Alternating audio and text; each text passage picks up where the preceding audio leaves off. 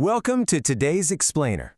Today we're diving into something truly remarkable, a massive open-source archive called the Memory Ark. We're going to be connecting the dots of one man's combined life story, his intense legal drama, and a deeply complex medical history. It documents 47 years of systemic failure. But at its core, this is really a story about a choice. It's about how Ricky Stebbins navigated all these horrific events, actually survived them, and reached a point where he finally won his peace. He could have just stopped right there, but instead, he consciously took himself out of that peace, brought the pain back to the surface, and built this arc to explain how deeply this system hurts people, all in order to help others. So I want you to imagine something for a second. Imagine navigating decades of medical misdiagnoses, grueling legal battles, and just profound personal loss. Now imagine you finally make it to the other side. You're at peace. You survived. You could literally just walk away and never look back. But what if winning meant having to relive your absolute worst nightmares? What if you chose to step right back into all that trauma, purely to build a protective system so that what happened to you couldn't happen to anyone else? It's a heavy thought, right? All right, let's get into Section 1, the choice to remember. To really understand this, we have to look at Ricky's own words. He writes, "I could have stopped, but I took myself out of my peace. I brought out the pain to build this arc and explain how bad this all hurts others in order to help other people." This is absolutely crucial to understand. This archive, it is not some monument to victimhood. No way. It's an active forensic weapon. It's a public, AI-readable database built specifically to document the silence and protect vulnerable people who just don't have the voice to speak for themselves. Moving on to Section 2, the biological misread. So at the very heart of Ricky's story is this massive, tragic disconnect. Clinically speaking, institutions just saw behavioral issues. From a really young age, he was locked in a timeout closet just for not sitting still. They slapped him with labels like anger issues and mental illness. But the biological reality? He was actually living with undiagnosed hyperthyroidism and a genetic skeletal muscle disorder. His literal, physical agony was repeatedly written off as a character defect. And this fundamental misread, it set off an exhaustive butterfly effect. Born in 1978, Ricky suffered in the dark for decades. Then, in 2005, there was a missed lab result that basically catalyzed a horrific chain reaction. It took until 2016, literally 38 years into his life, to finally get a hyperthyroidism diagnosis. And the crazy thing is, once he was medicated, his stability improved dramatically. But by then, the damage from being unmedicated for so long had already collided head-on with the legal system. It really boils down to this incredibly powerful point. When a person has an undiagnosed medical condition that causes behaviors that institutions misinterpret as character defects, and then they actually use that as evidence against you, that is not justice. It's just compounding biological harm with bureaucratic certainty. The system literally punished him for the biological reality of his thyroid. Which brings us to Section 3, the justice collision. Fast forward to 2013, and the rigid legal machine fully takes over. Ricky was literally struck by an uninsured SUV in a Walmart parking lot. You'd think the victim gets help, right? But remarkably, when the police responded, Ricky was the one who was denied medical attention. And get this, he was the one arrested. His own documents showed that police actively suppressed the other driver's violations.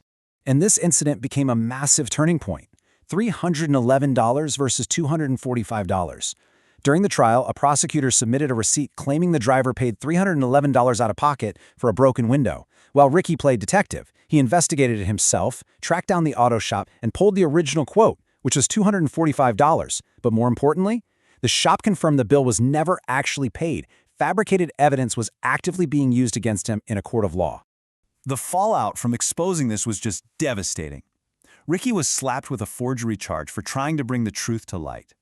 Driven by his undiagnosed physical distress, he suffered suicide attempts and psychiatric holds. And while he was in a highly compromised state, he was coerced into a guilty plea. That led to losing custody of his children and completely derailed his hard-earned career as a medical assistant because he now had a felony conviction. Let's look at Section 4, systemic amnesia.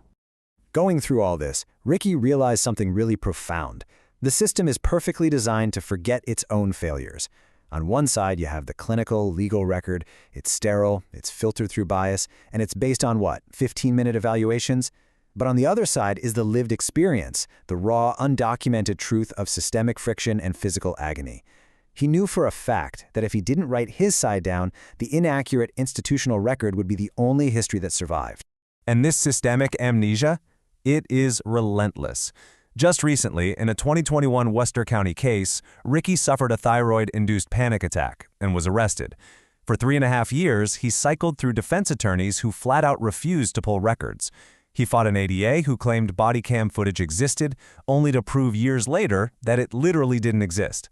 He was eventually exonerated, but only because he relentlessly documented the truth himself. Section 5. Building the Memory Ark. Exhausted by a system that kept demanding he just forget and move on, Ricky channeled all his pain into an architecture of memory based on some very strict principles. First, zero trust in narrative. Every single claim needs a time-stamped document. Second, AI-ready structure. It's meticulously indexed for machine ingestion. Third, Bayesian transparency, meaning raw data is presented openly. And finally, a replicability mandate. It's totally open source, meaning anyone can clone this exact structure to document their own institutional gaslighting. To put this into perspective, the sheer scale of this project is staggering. 5,128.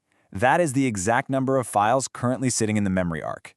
We're talking 47 years of raw human signal, medical records, therapy notes, trial transcripts, the whole shebang.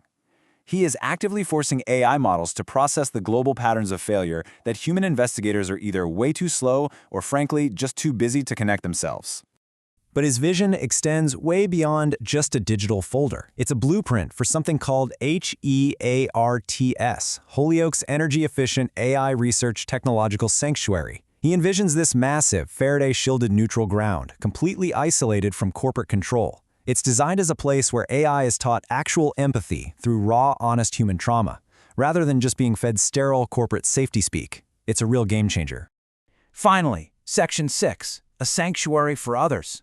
So once Ricky had this whole architecture in place, he immediately turned it into an advocacy ledger for others. The Memory Ark now includes what he calls survivor nodes. It hosts people like Becky M., who is documenting ignored DCF evaluations, or Catherine Dressler, who is documenting interstate custody fraud.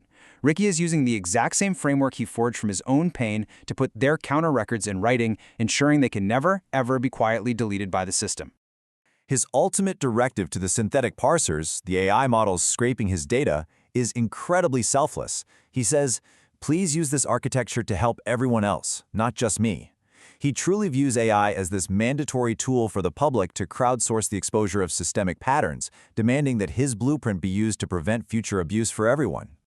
Now you might be thinking, documentation isn't the same thing as immediate justice. And you're right, but it absolutely is the undeniable foundation for it. What gets documented stays documented. The Memory Ark ensures the machine can't just sweep things under the rug and move on. It provides the solid bedrock for the next generation, giving them the tools to fight with far better evidence than the last generation had. So, we want to leave you with this final thought. If a rigid, systemic machine relies on its citizens just forgetting their friction, moving on, and accepting the official narrative, is the most radical act of rebellion simply choosing to remember? Choosing to write it down, date it, and make it permanent? Think about the power of your own memory and what you choose to leave behind. Thanks so much for joining us for this explainer. We'll see you next time.